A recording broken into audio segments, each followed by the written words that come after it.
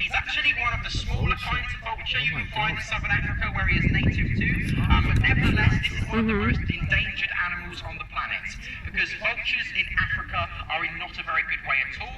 There are 11 different species out there in Africa, and 7 of them, including Ringo's species, are critically endangered, and that means they're predicted to go extinct in the wild in the next sort of 10 years. Now the reason for this is ivory poaching, because when poachers go out and take an elephant or a rhino down for their ivory, you can actually get about 200 vultures gather over a carcass in just under 25 minutes. So they gather very, very quickly because they can see very, very far away. Now that is like a swirling beacon to the rangers in Africa, and if they catch the poachers red-handed, the penalty is normally death.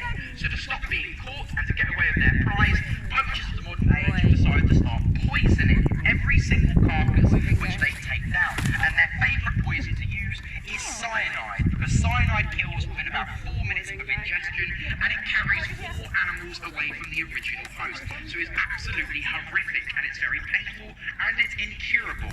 Now because of this then, you get tens of thousands of vultures die every single year in Africa, and this is a very, very scary prospect, because vultures do not just eat dead flesh, they also purify it. They will destroy any disease that they ingest or go to the toilet on, and that is because vultures have got the strongest stomach acid of any living animal.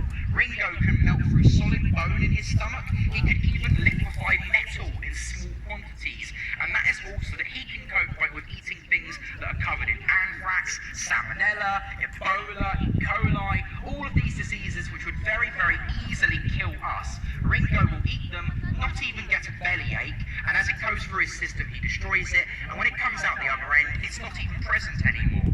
Now he goes a step further as well, because vulture poo has got very high levels of alkaline inside of it, and that means that whatever Ringo goes to the toilet on, he further sterilises. So if he poos on the skeleton, he disinfects it of any salmonella. If he poos on the soil, he disinfects it of any anthrax. So these guys really are kind of the sterilising system of the natural kingdom. And without vultures, you would expect a substantial increase.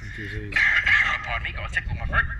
A substantial increase, I hope I'm not catching what you've got, Sam, of disease out in the bush and across other areas of Africa.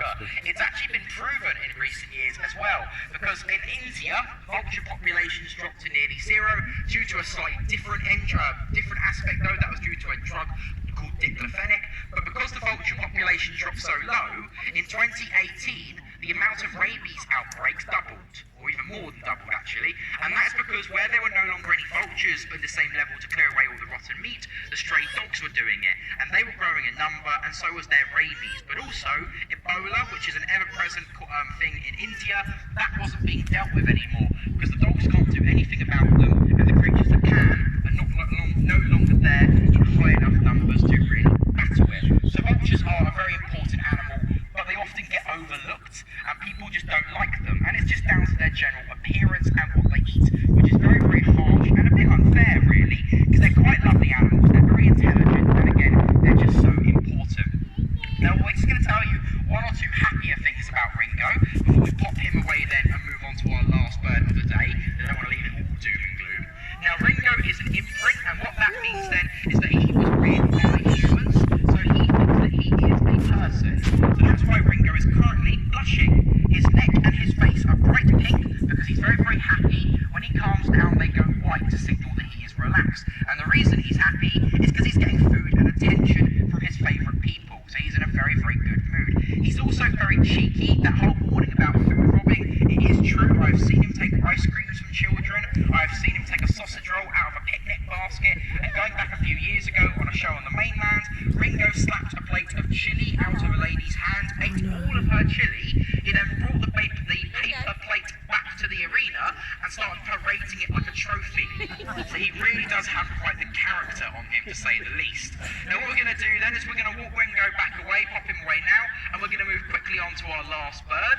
Now the last bird that's going to be joining us today, she won't be flying as long as the Harrishawks were, and that is because she is still quite young, and she is still relatively early days in her training. She is a falcon species, so she can go quite quickly if she really, really wants to, and that's why I'm going to tell you that if you see Rose flying towards you, unless it does look like she's going to go straight into you, you need to keep very still.